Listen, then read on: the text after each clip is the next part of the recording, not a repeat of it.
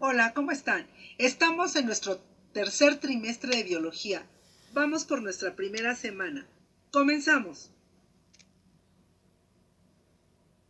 El tema de esta semana será el siguiente: el enigma de la herencia biológica, galería transgénica y conociendo mi otro yo.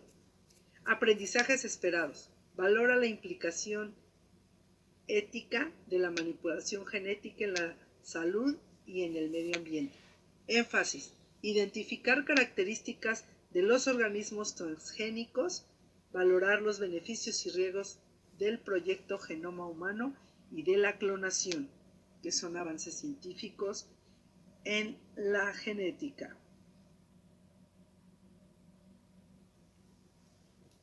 Vamos a comenzar por hablar de un naturalista llamado Gregor Johann Mendel o Gregory Mendel. Nació el 20 de julio de 1822 y murió el 6 de febrero de 1884. Fue un fraile agustino, católico y naturalista. Gregor Mendel fue un monje austriaco que en el siglo XIX estableció las leyes básicas de la herencia genética mucho antes de que el término gen fuera acuñado. Es considerado el padre de la genética.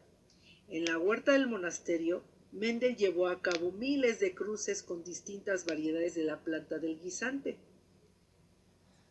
Las hoy llamadas leyes de Mendel, que dieron origen a la herencia genética, fueron los primeros trabajos en genética realizados por Mendel.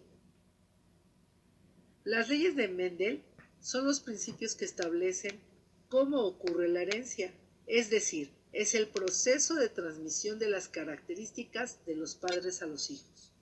Las tres leyes de Mendel son: primera ley, principio de uniformidad; segunda ley, principio de segregación; y tercera ley, principio de la transmisión independiente. Estas tres leyes constituyen las bases de la genética y sus teorías. Fueron postuladas por este naturalista austríaco Gregor Mendel entre los años 1865 y 1866. A continuación, vamos a ver el siguiente video para que tengas una idea más clara de lo que estamos hablando.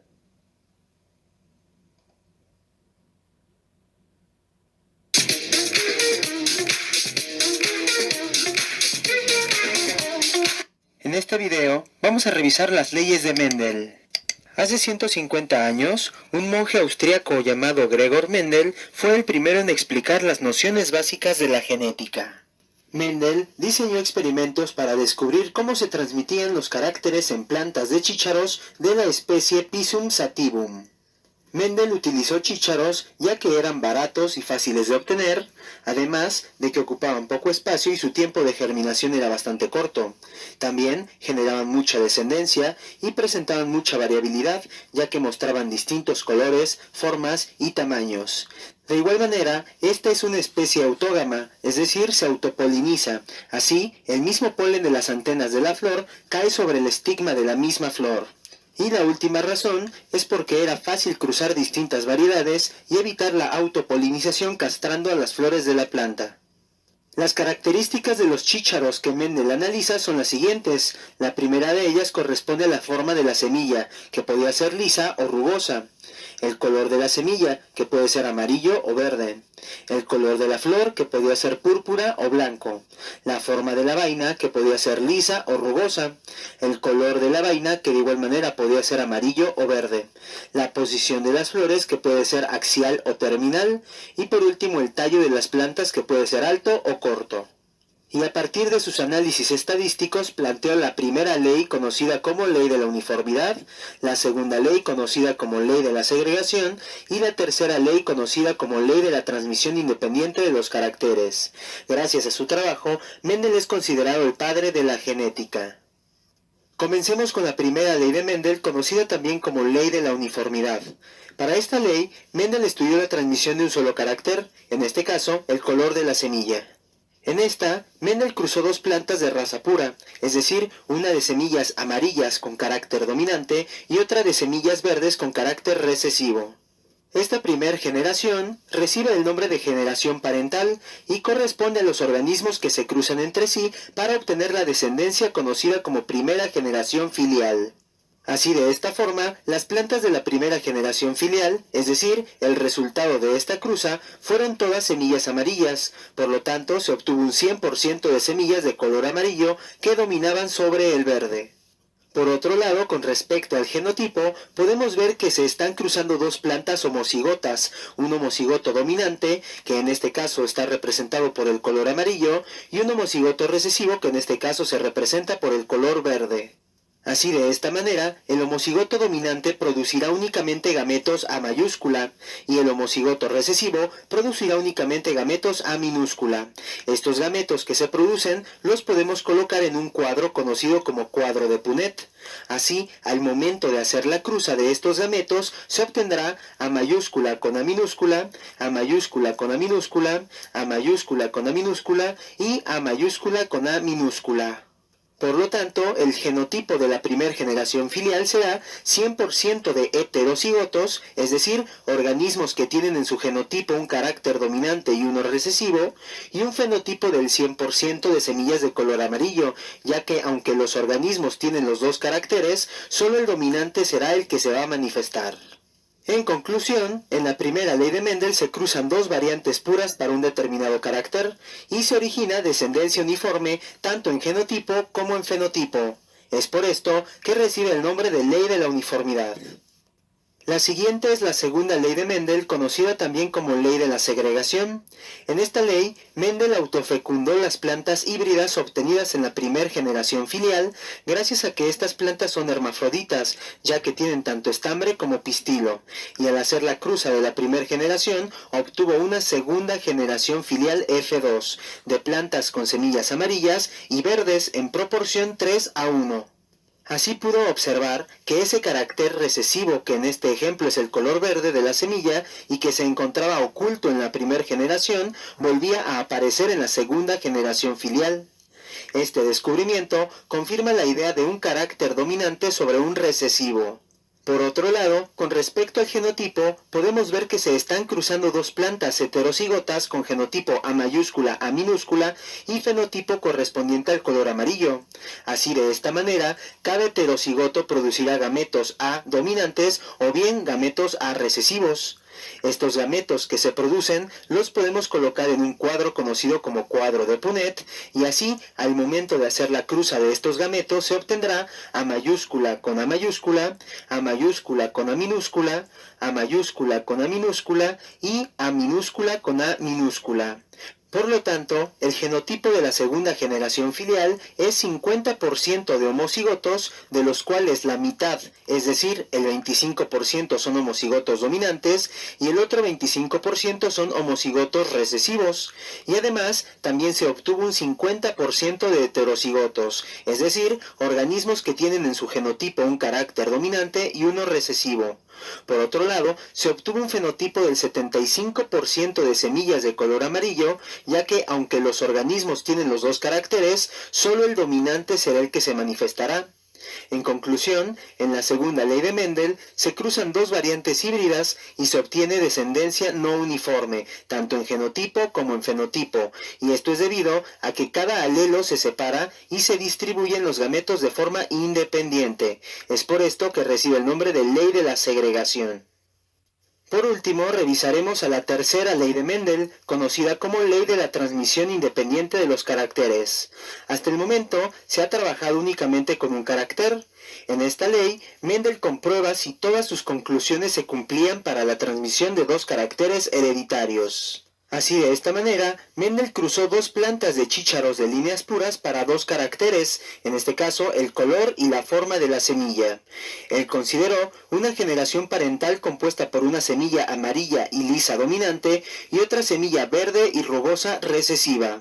Al cruzarlas, obtuvo una primer generación filial en donde todas las semillas eran amarillas y lisas híbridas, así como se establece en la primera ley. Posteriormente, dejó autofecundar la primera generación y obtuvo la segunda generación siguiente. Te puedes dar cuenta que en este caso, los gametos que produce la primera generación al ser heterocigota son A mayúscula L mayúscula, A mayúscula L minúscula, A minúscula L mayúscula y A minúscula L minúscula. Por lo tanto, estos son los gametos que vamos a colocar en el cuadro de Punnett. Por lo tanto, al hacer la cruza se obtendrá la siguiente descendencia. Te puedes dar cuenta que se obtuvieron combinaciones en la proporción 9-3-3-1. Es decir, se están obteniendo 9 semillas amarillas y lisas. Te puedes dar cuenta que estas tienen el carácter dominante tanto en el color como en la forma de la semilla. También se están obteniendo 3 semillas amarillas y rugosas. En este caso te puedes dar cuenta que se tiene el carácter dominante para el color, pero el carácter recesivo para la forma. De igual manera se están obteniendo 3 semillas verdes y lisas. En este caso se tiene el carácter recesivo para el color, pero se tiene el carácter dominante para la forma. Y por último se está obteniendo una semilla verde rugosa, es decir, una semilla con carácter recesivo tanto en el color como en la forma de la misma. Es decir, los alelos de un gen se heredan de forma independiente y se combinan al azar y de todas las formas posibles con otros alelos en la descendencia. Es por eso que ésta recibe el nombre de ley de... Muy bien, pues vamos a continuar con dos conceptos, el genotipo y el fenotipo. El genotipo es el conjunto de los genes y la información genética que conforman a un individuo de cualquier especie. El genotipo se transmite de generación en generación.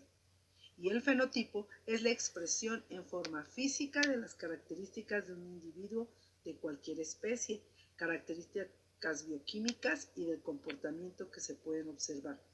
El fenotipo depende de los genes de la persona y de algunos factores del medio ambiente, como la alimentación, el ejercicio y el tabaquismo. Vamos a ver el siguiente video para reafirmar lo que es el genotipo y el fenotipo. ¡Ay, qué niña más linda! Tiene toda la nariz de su padre, pero con esos ojos se parece más a su madre. Nada que ver. Está idéntica a su abuela cuando tenía la misma edad. Ay, pues yo estoy segura que de grande se parecerá a su tía Eduviges. Seguro que en algún momento habrás escuchado este tipo de comentarios y no podemos negar el hecho de que nos parecemos a nuestros familiares. Parece algo lógico, pero en realidad, ¿por qué nos parecemos a nuestros papás? Durante muchas generaciones, la humanidad ha notado que los rasgos, tanto de plantas, humanos y otros animales, se pasan de una generación a otra, o sea que se heredan. Muchos de estos rasgos se pueden identificar directamente de los padres, pero había otros que parecían saltarse una generación o estar presentes en algún tío. ¿Cómo es posible? Además, si todos los hermanos de una familia provienen de los mismos papás, ¿por qué no son todos iguales? Aun cuando los humanos habíamos podido intuir lo suficiente los mecanismos de la herencia como para usarlos para la agricultura y la ganadería, durante mucho tiempo realmente no se comprendía claramente cómo funcionaban. Fue hasta el año 1865 cuando el cura austriaco Johann Gregor Mendel, con su riguroso estudio en cruzas de chícharos, se decidió a descubrir estos misterios. Comprendió que los caracteres se heredaban a través de unidades discretas de herencia, que ahora conocemos como genes, y que después supimos que se codifican en nuestro ADN. Estos genes suelen venir con sus variantes o alelos. En sus experimentos trabajó con 7 genes distintos, y cada uno tenía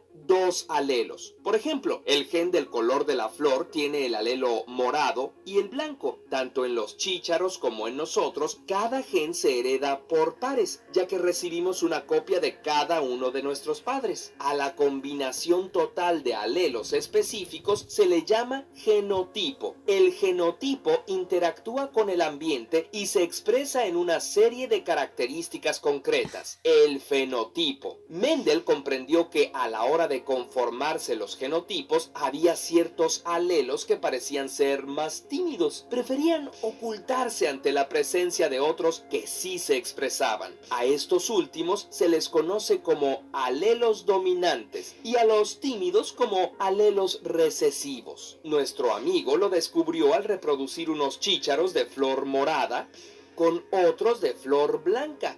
Vio que todos los hijos tenían la flor morada, pero que al reproducir a la descendencia, volvía a aparecer la flor blanca en uno de cada 4 nietos. En este caso, el fenotipo dominante era el de la flor morada. Todos los individuos de la primera descendencia tenían una copia del alelo dominante y otra del recesivo, aunque la flor blanca quedaba escondida en el genotipo. Al volver a reproducirlas, la segunda generación tenía todos los genotipos posibles. Pero, ¿qué tiene que ver esto con parecernos a nuestros padres? Elemental, mi querido Watson. Genéticamente somos igual de parecidos a nuestros dos padres, pues heredamos la misma cantidad de ADN de cada uno de ellos, pero hay ciertos rasgos que dominan sobre otros, y es más probable que se muestren en tus hijos o en tus nietos. Las leyes de Mendel nos explican por qué hay características que parecen saltarse una generación, como cuando te dicen que te pareces a tu abuelo o a tu tía Eduviges. Esto ocurre cuando ambos padres tienen al menos una copia del gen recesivo, pudiendo estar oculto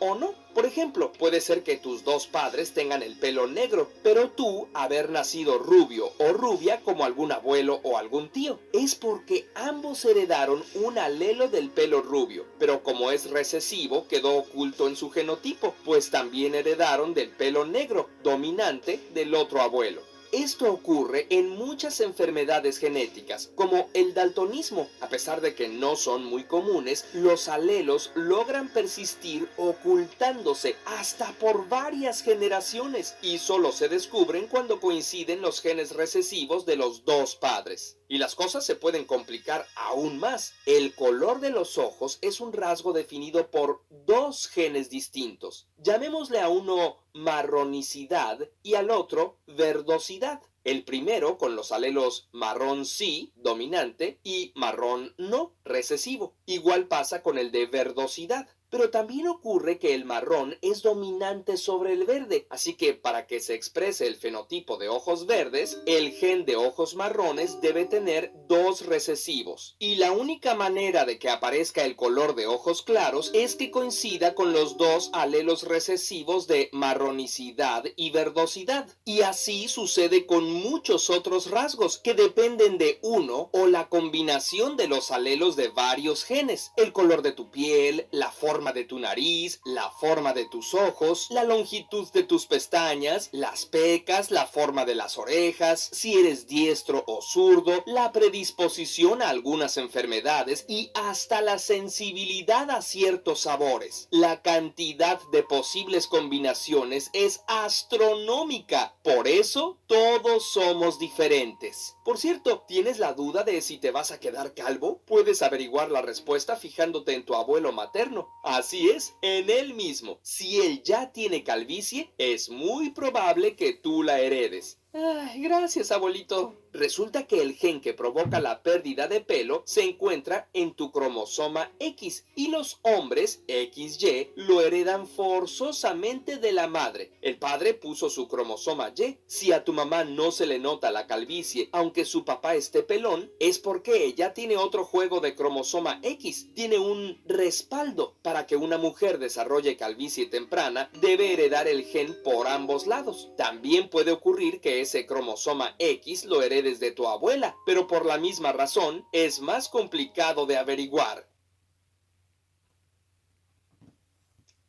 Muy bien. Vamos a ver algunos avances científicos. La genética nos permite entrar al terreno experimental, donde se realizan diversos estudios que con un resultado favorable hacen la vida del ser humano más fácil, debido a que gracias a esta ciencia se han podido modificar distintas anomalías que presenta el ser vivo, gracias a la herencia de sus padres. Veamos algunos de ellos. Tenemos a la clonación, al transgénico, al genoma humano y a la biotecnología.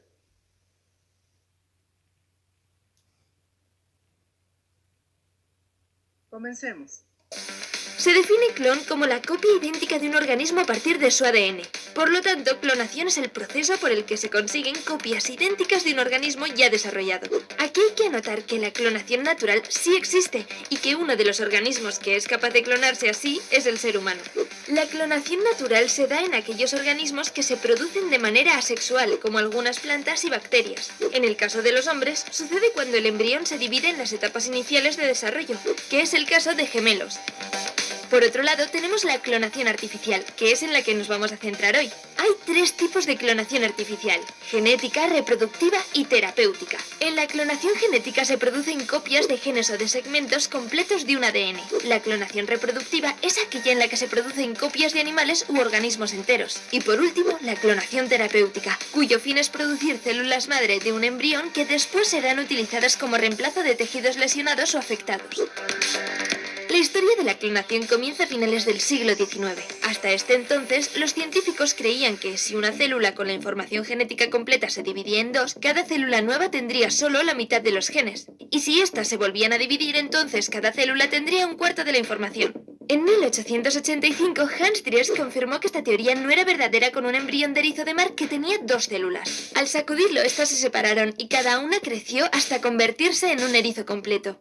Se continuaron haciendo experimentos basados en esta nueva teoría, para ver hasta qué punto las células podían ser separadas y crecer hasta convertirse en organismos completos. En 1958, John Gurdon realizó un experimento en el que extrajo el núcleo de una célula intestinal de un renacuajo y lo implantó en una célula de rana sin núcleo. La célula creció hasta convertirse en un renacuajo genéticamente idéntico a aquel del que se había extraído la célula intestinal. Por lo tanto, se observó que el núcleo de las células somáticas de un animal desarrollado puede ser utilizado en la clonación. Sin embargo, no se habían hecho experimentos con mamíferos cuyas células reproductivas son más pequeñas. La misma técnica del renacuajo fue aplicada con el núcleo de un embrión de conejo, dando un resultado exitoso. Nos vamos entonces hasta 1984, cuando Steen Willatzen fusionó la célula de un embrión de oveja con una célula sin núcleo. Después implantó la nueva célula fusionada en el útero de una oveja hembra. El experimento tuvo buenos resultados cuando la oveja dio a luz a 3 corderos.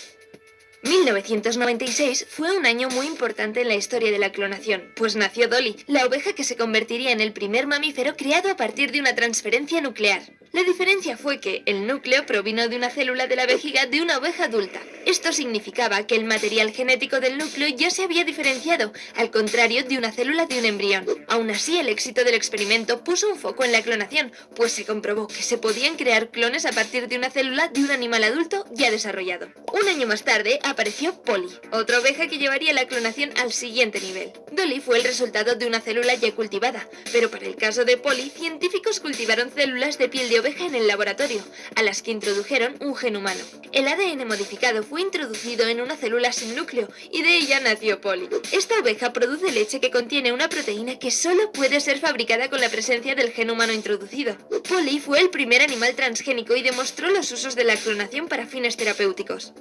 Esta técnica de utilizar el núcleo de una célula desarrollada con una célula sin núcleo se le conoce como transferencia nuclear de células somáticas. Y es este procedimiento el que se utilizó para llevar a cabo la primera clonación humana. En 2013, un equipo de científicos consiguió producir un embrión humano que podría ser utilizado como fuente de células madre, el tipo de células que no se han diferenciado, y pueden fabricar cualquier tipo de células del cuerpo.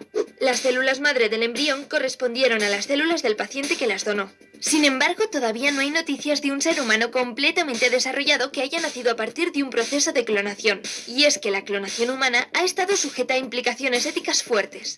Incluso en algunos países se han adoptado leyes específicas a este proceso para delimitar lo que puede ser legal y lo que no. Uno de los argumentos es que los experimentos de clonación animal tienen una tasa demasiado alta de fracasos. Dolly, por ejemplo, fue la única prueba con éxito de un total de 277. Otro de los argumentos se basa en que los animales clonados son extremadamente probables a presentar deformidades o discapacidades. Dolly tuvo que ser sacrificada después de haber desarrollado una enfermedad pulmonar que suele aparecer en ovejas de mayor edad. Por último está la implicación ética que hace referencia a la dignidad humana y a la identidad que supondría para los seres humanos clonados. En 1997, la UNESCO declaró que la clonación con fines de reproducción de seres humanos es contraria a la dignidad humana. En el mundo de la ficción y la cultura popular, la clonación humana ha aparecido en varias ocasiones y en distintos medios como películas, series y libros. Uno de ellos es la famosa novela distópica de Aldous Huxley, Un mundo feliz. En ella, seres humanos fertilizados in vitro se dividen en copias genéticamente idénticas al original. Esto le plantea al lector un pensamiento crítico sobre el tema de la identidad de cada persona. Pero si quieres un resumen completo, te invitamos a que veas nuestro Draw My Life de la novela. La clonación humana con fines militares se explora en el universo de Star Wars, en el episodio 2, El ataque de los clones, el episodio 3, La venganza de los Sith, y en las guerras clon con el ejército de la República formado solamente por soldados clonados. También está la serie Orphan Black, en la que la protagonista es una chica que forma parte de un experimento de clonación humana. Ella lo descubre al encontrarse accidentalmente con un grupo de mujeres que son físicamente idénticas a ella. Ahora vamos con una teoría conspirativa sobre la clonación, porque sí, las hay. Quizá este nombre te resulte familiar. Avril Lavigne. Su música fue bastante popular a principios de los años 2000. Si no te suena, bueno, es que entonces eres demasiado joven. Bueno, hay una teoría de que la verdadera Avril no pudo soportar la presión de la fama y fue reemplazada por un clon suyo de nombre Melissa Vandella. Otros dicen que Avril murió en 2003, pero que como su agencia quería mantener su imagen, la reemplazó. Las evidencias de esta teoría se basan en fotografías de Avril antes y después de 2003. Se defiende que Avril asistía a eventos y alfombras rojas vistiendo pantalones, mientras que Melissa suele utilizar faldas y vestidos. Otros han encontrado pistas o mensajes escondidos en las letras de sus canciones y han hecho referencia a una fotografía de Avril en la que llevaba el nombre de Melissa escrito en la mano. Se dice incluso que la estatura de la cantante cambió y pasó de medir 1,58 a 1,55, lo cual es imposible. Por último están las palabras dichas por la propia Avril en entrevistas. Durante un programa de radio, la presentadora le preguntó su opinión sobre los rumores de que ella había sido reemplazada por un clon. Avril simplemente respondió que sí había leído los rumores y que le parecían bastante extraños. Los seguidores de la teoría vieron esta respuesta como fascinante, pues ella en ningún momento negó los rumores y simplemente los describió como extraños. ¿Y tú? ¿Crees que se han clonado humanos en secreto y que estos viven entre nosotros?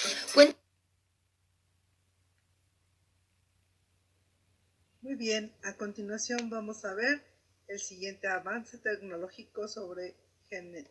Una de las tecnologías actuales más polémicas es la ingeniería genética. ¿Son peligrosos los alimentos transgénicos? Sí, pero no por las razones que crees. Pero primero, ¿qué son los transgénicos? Los seres humanos hemos modificado plantas desde tiempos inmemoriales, seleccionando los frutos más deseables para cultivarlos y también cruzándolos para crear híbridos. Hemos logrado después de miles de años que el maíz y los plátanos, entre muchos otros, tengan el tamaño y el sabor actuales. Aunque se puede decir que se han modificado genéticamente, no son transgénicos. Para hacer una planta transgénica, se toma de una especie una porción de ADN y con una pistola genética se dispara en el núcleo celular de otra especie que lo integra en su propio ADN. Así, por ejemplo, puedes modificar una variedad de papaya para evitar que sea atacada por un virus. Además de la papaya, en el mundo se cultivan extensamente soya, algodón, canola y maíz transgénicos. Comer este ADN mutante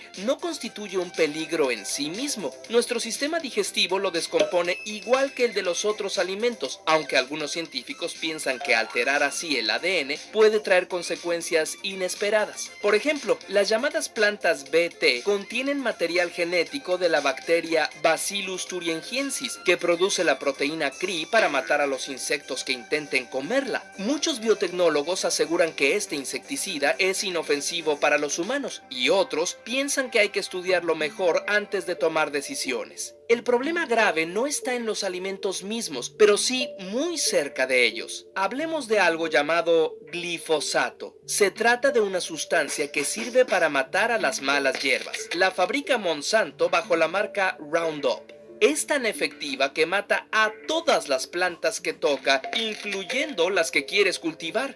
Pero no te preocupes, en lugar de sembrar tu maíz de siempre, solo tienes que sembrar un maíz genéticamente modificado que es resistente al glifosato. Por mera coincidencia, esa semilla también la desarrolla y vende Monsanto. Esta práctica ha aumentado el uso de herbicidas y se ha demostrado que este químico queda impregnado en la tierra, se esparce por el agua y por el aire. Por lo tanto, puede matar otras plantas más allá de las que debía matar, además de insectos, y posiblemente enfermar pájaros y otros animales. Por cierto, olvídate de sembrar frijol o calabaza en tu parcela. El Roundup los exterminaría. El glifosato se queda en la piel de los trabajadores y también en los alimentos que consumimos. Y hay maíz y soya en muchos más productos de los que crees. Sardinas enlatadas, por ejemplo. Los estudios oficiales, muchos de ellos patrocinados por Monsanto de manera directa o indirecta, aseguran que el glifosato no es tóxico, pero hay casos que hacen sospechar. Por ejemplo, en el pueblo San Salvador Entre Ríos, en Argentina,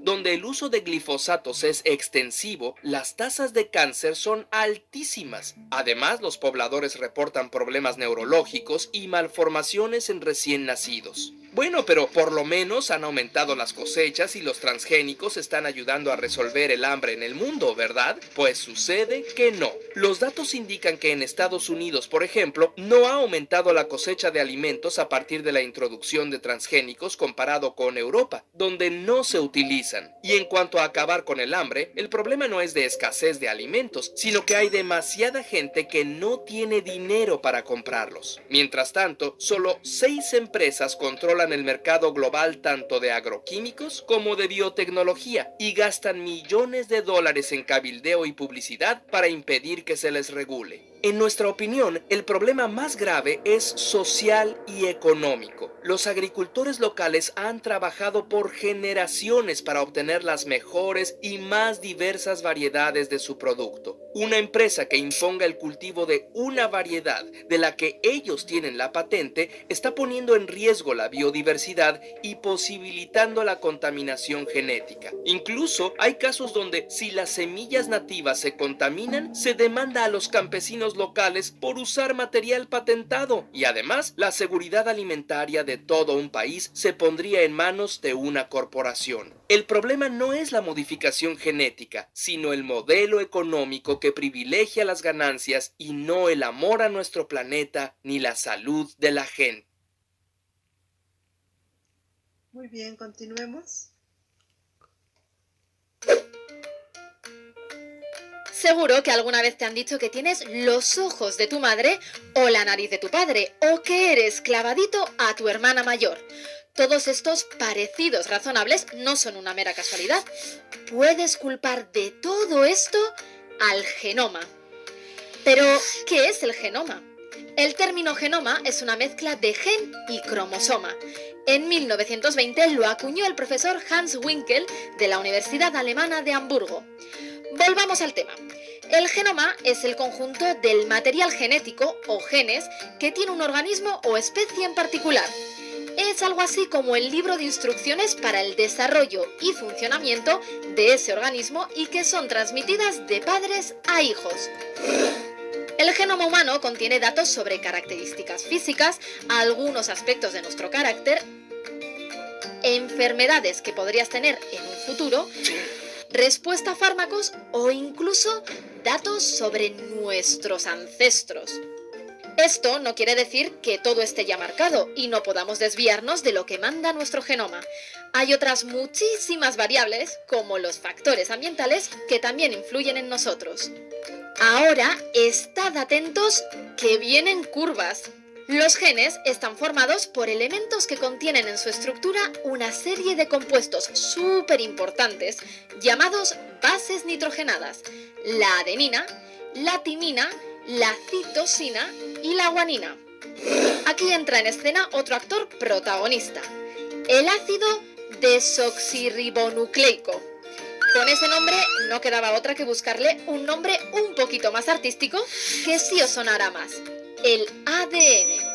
El ADN es una molécula que está en el interior de nuestras células y que se encarga de codificar el genoma. Lo forman 2 cadenas de moléculas más pequeñas, los nucleótidos, que a su vez se componen en parte de las tan importantes bases nitrogenadas. Estas bases nitrogenadas se unen entre sí. La adenina lo hace con la timina y la citosina con la guanina, manteniendo las dos cadenas del ADN unidas en forma de hélice. Esta hélice puede abrirse y generar una copia de sí misma. Es la replicación. Es cuando nuestras células se reproducen. Cuando la reproducción es sexual, se combinan las cadenas replicadas de los progenitores, generando un ser completamente nuevo con la mezcla genética de los ascendientes, generando una nueva vida que tendrá los ojos de papá y la nariz de mamá, y que puede que sea clavadita a su hermano mayor.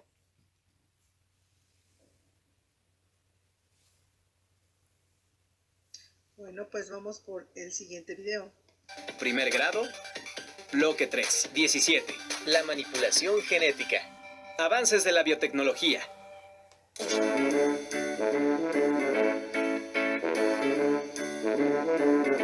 Hoy va a estar padre la clase de ciencias y tecnología. Sí, me encanta cuando entramos al laboratorio. Pues vamos. La biotecnología es tan antigua como las primeras intervenciones humanas en la obtención y transformación de plantas y animales para su beneficio. A lo largo de la historia, los seres humanos han seleccionado plantas y animales con ciertos rasgos y han propiciado su reproducción. De esta manera se han transformado y mejorado las características de muchas especies que forman parte de nuestra vida actual. También es biotecnología el conocimiento ancestral sobre la producción de quesos, panes y bebidas alcohólicas, que se obtienen a través de la fermentación de leche o frutas. En el siglo XIX, Louis Pasteur descubrió los microorganismos responsables de la fermentación, las levaduras. Desde entonces se ha buscado mejorar los cultivos de bacterias y levaduras con las que se obtienen los alimentos que son producto de la fermentación.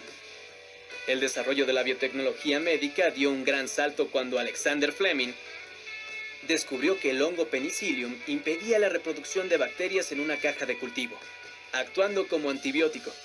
Posteriormente se aisló y purificó la sustancia producida por el hongo, y desde entonces se utiliza para tratar infecciones causadas por bacterias. Actualmente se producen antibióticos específicos y muy eficaces para el tratamiento de múltiples infecciones. La época moderna de la biotecnología está asociada al descubrimiento de la estructura del ADN, los genes y el código genético. Los avances actuales de la biotecnología basada en la manipulación genética han permitido el desarrollo de áreas como la salud y la medicina, la producción agrícola y ganadera, la industria alimentaria, así como la búsqueda de soluciones a la contaminación ambiental. A partir de estos avances, se han desarrollado plantas y microorganismos transgénicos con los que se producen vacunas y medicamentos que permiten prevenir y curar múltiples enfermedades. Incluso es posible insertar genes que permitan revertir el desarrollo de enfermedades genéticas. La biotecnología médica es uno de los campos de mayor investigación en el mundo, incluido nuestro país. Entre las aplicaciones de la biotecnología moderna, se pueden mencionar plantas capaces de resistir condiciones climáticas extremas, las que producen frutos que se mantienen frescos durante largos periodos, unas más que generan sus propios insecticidas y otras que contienen una mayor cantidad de proteínas o vitaminas necesarias para la salud humana. También se han producido bacterias que ingieren y transforman materiales normalmente no biodegradables, como plásticos y petróleo. O incluso ganado al que se le han insertado genes humanos para producir leche con cierto tipo de proteínas, que se emplean en la elaboración de medicamentos. Como podrás observar, son muchos los beneficios que puede aportar la biotecnología moderna. Sin embargo, es necesario considerar que la producción de ciertos organismos genéticamente modificados pueden afectar al medio ambiente y la salud humana. Un aspecto de suma importancia es tomar en cuenta las aplicaciones que pueden lesionar la integridad de las personas. Es así que ha surgido la bioética, campo de investigación científica y social, que busca vigilar y regular la forma en la que se usa la biotecnología moderna, prohibiendo las que lastimen o pongan en riesgo la salud e integridad de los seres humanos. Ya me quiero comer este yogurt. Sí, pero tienes que dejar que fermente como dijo la maestra. Ya sé, pero qué padre todas las cosas que ha hecho la biotecnología. Sí, pero también tiene sus riesgos. ¿Y ustedes qué tomarían en cuenta para que los experimentos de manipulación genética se realicen con ética y responsabilidad? Excelente. Pues bien, hemos llegado al final de nuestra clase. Te doy las gracias. Espero que te suscribas a mi canal, le des like, compartas estos videos con algunos otros compañeros de alguna otra escuela y de verdad deseo que libere todas tus dudas y te ayude a resolver tus actividades de la semana. Nos vemos en la siguiente semana, en el siguiente tema. Se despide de ti tu Miss Pili.